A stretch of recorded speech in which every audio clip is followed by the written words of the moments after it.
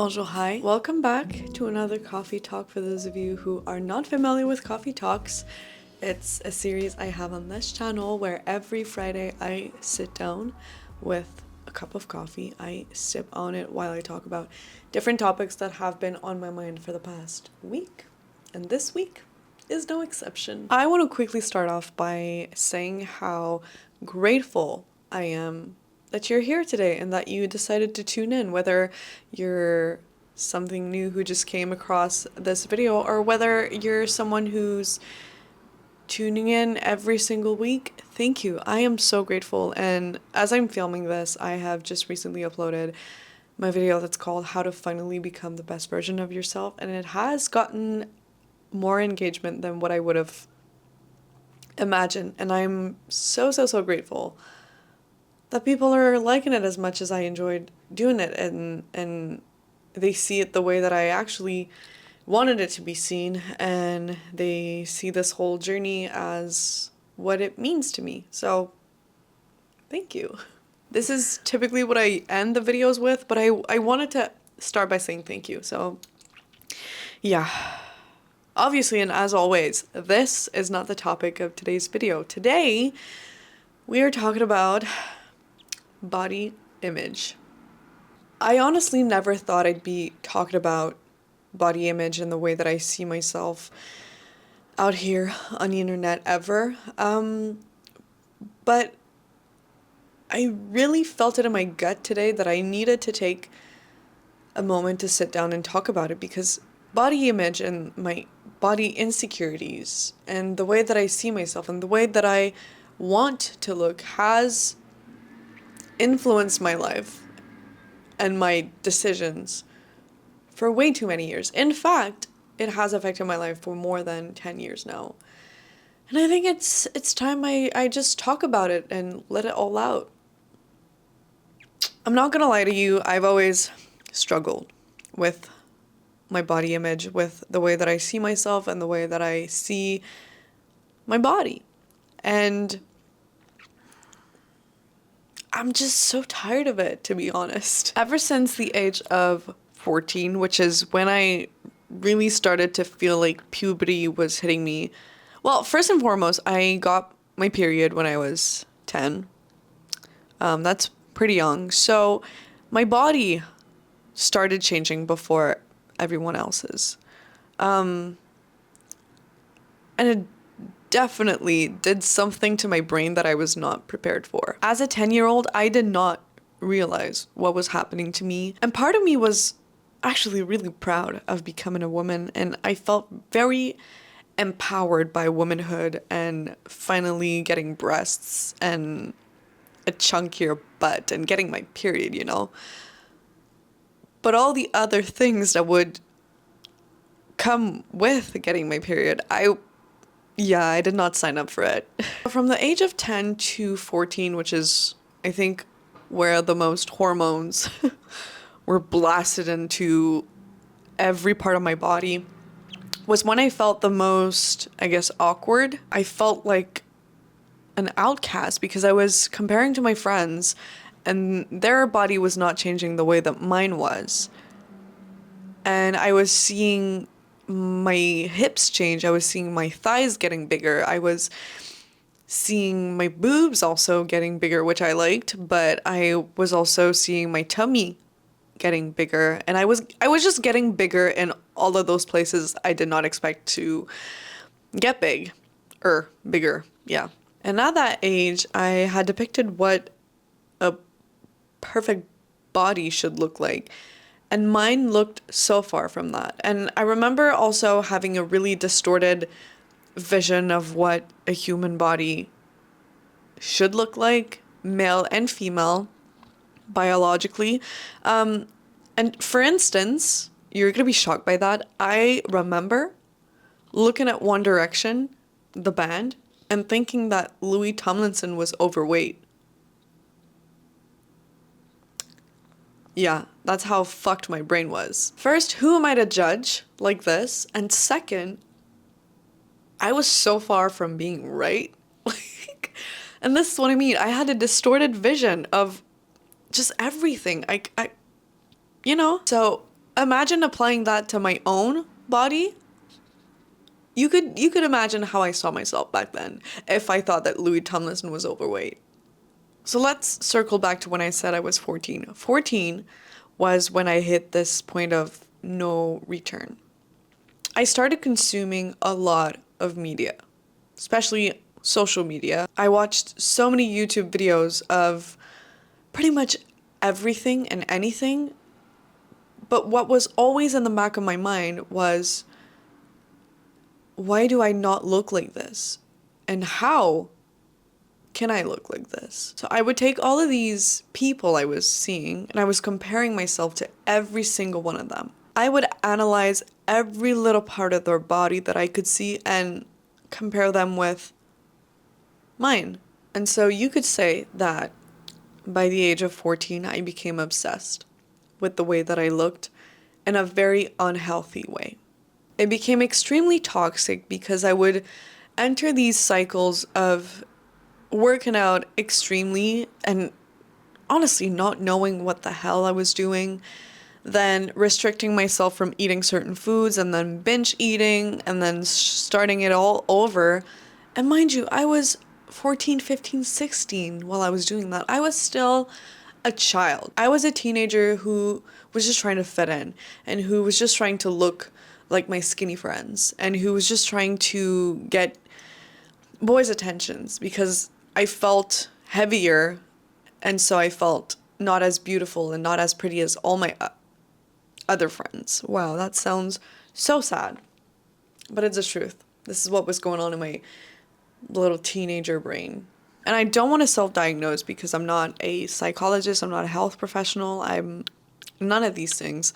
But I'm pretty sure this is around the time where I developed some sort of eating disorder or at least a very toxic and negative relationship with food. And to this day, it is one of the things that I struggle with the most. Wow, I didn't think I was going to get emotional today, but I guess it's hitting a very sensitive part of me. But yeah, thankfully, today I am a 25-year-old woman who has a more mature brain that's fully developed, hopefully. And so I'm able to comprehend the way that the human body works better. And I have all this knowledge and I know how to apply it. And so I would say that my body image is a little better than it used to be.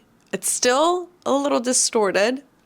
When I look at myself in the mirror, sometimes I'll look exactly the same, but sometimes I'll just feel heavier than other times. Sometimes I'll look at myself and think I am thinner than what I actually am.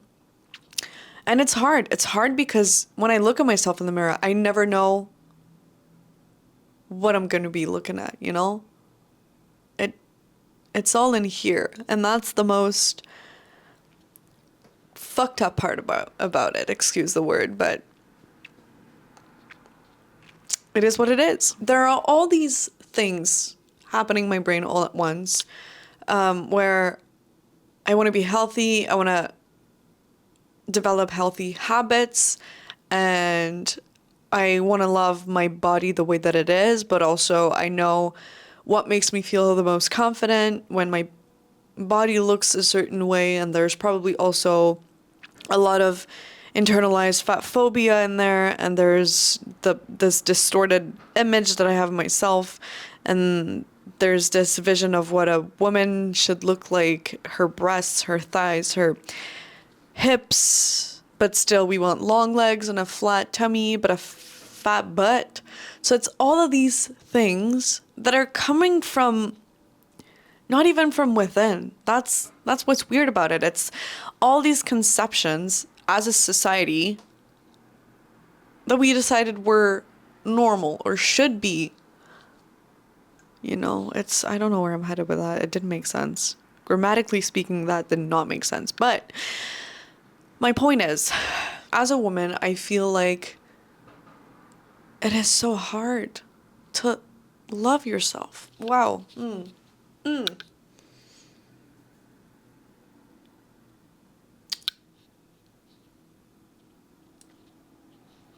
And that's the saddest part about it is I don't think I know one woman who's entirely happy with the way that they look. Um, and it's devastating. And I'm getting emotional because I think about all these women I love who look just perfect to me. And yet they don't think they do. And they don't see themselves the way that I see them.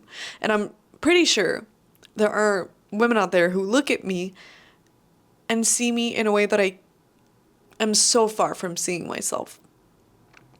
And it's probably going to be something that we're going to have to live with and cope with for the rest of our lives because it is so deeply rooted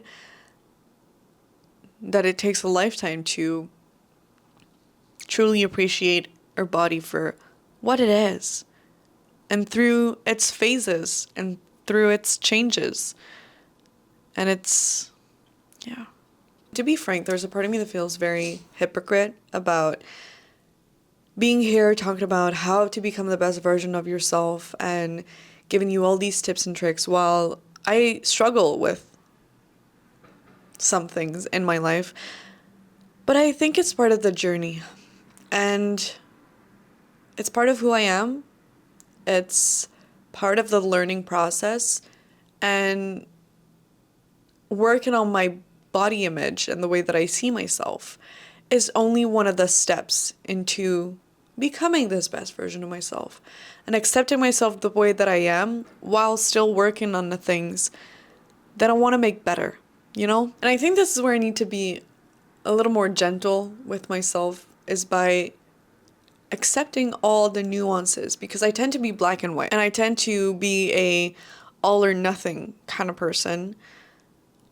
But there's an in between and that's totally fine. And it's actually where the journey is. It's when you're in between and becoming this best version of myself is just that. Is going through the motion and having these realization and reflecting and thinking about all these things that make me who I am, that I want to keep, and all these things that I want to work with. And that's one of them. My body image is one of the things that I need to work on, that I need to address and make better. And I also had this misconception about vulnerability where I thought that it made me look a certain way and it made me look weak, when in fact, this is what makes me human and this is what makes me relatable and this is what makes me connect with others. Because this is where the emotions are. This is where... So if you two have been fighting this fight, just know that you're not alone. You're far from being alone. We're a lot of people on this boat. It's a big, big boat. What a beautiful metaphor. So on that note, I'm going to wrap it up here. Thank you for watching. Thank you for being here. Thank you for supporting me. I truly, truly, truly mean it. Hopefully I have made a little difference in your day today. If you would like to make a difference in mine, you know what to do. And I'm going to wish you in bonne journée.